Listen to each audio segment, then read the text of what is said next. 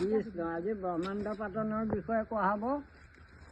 ব্ৰহ্মাণ্ড পাতন অৰ্থাৎ সৃষ্টিৰ সম্পৰ্কে ক'তো বিস্তৃত ব্যাখ্যা পোৱা নাযায়।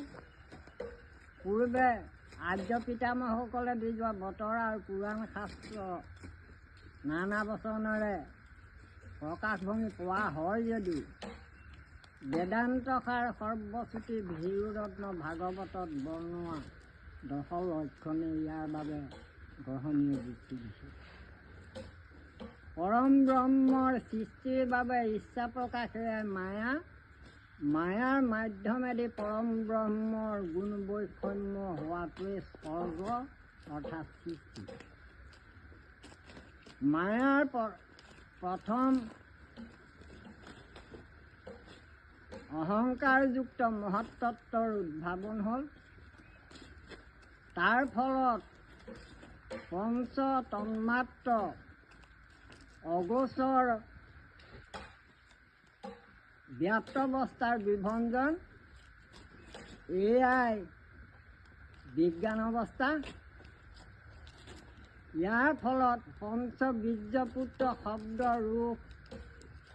শব্দ স্পৰ্শ ৰূপ ৰস গন্ধ এই পাঁচোটি বীৰ্যপুত্ৰৰ সৃষ্টি হ'ল।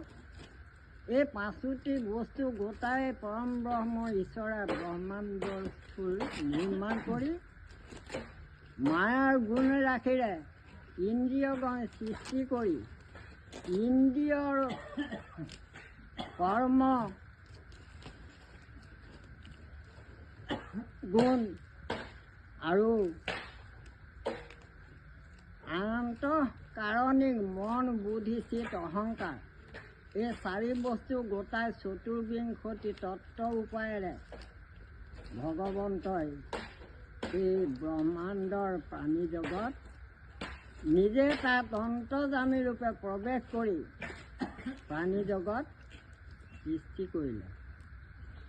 অপঞ্চ মহাভূতে প্ৰভু নাৰায়ণে নিৰ্মিলা ব্ৰহ্মাণ্ড কায় প্ৰথমে পুৰুষ অৱতাৰ হোৱা পখিলা তাত লীলায় যাহাৰ ইন্দ্ৰিয়ে জীৱৰ ইন্দ্ৰিয় যাৰ জ্ঞানে ভৈলা জ্ঞান যাহাৰ নিশ্বাসে জীৱৰ দেহত হোৱে চেষ্টা বল প্ৰাণ যাৰ শৰীৰত আছে ত্ৰিভুৱন পৃথিৱী